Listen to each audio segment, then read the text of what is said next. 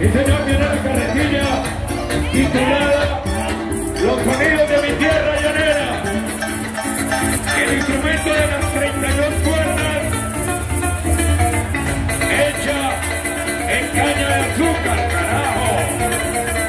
Porque también se produce la panela de la diaria y todas las frutas, y el café, y el cacao, y el plátano, y el mango, y el tomate de árbol, y el aguacate, la mandarina, la naranja. Efectivamente, ellos son nuestros artesanos de lejanías. Ahí de la familia, acompañando, por supuesto, esto lo observan ustedes, en el municipio de Lejanías todos los años en el Festival Frutícola y del Café. Estas carretillas frutícolas de Lejanías son patrimonio cultural y material de Colombia. Ahí está nuestro orgullo. Barrerías y Medellín tiene las carretillas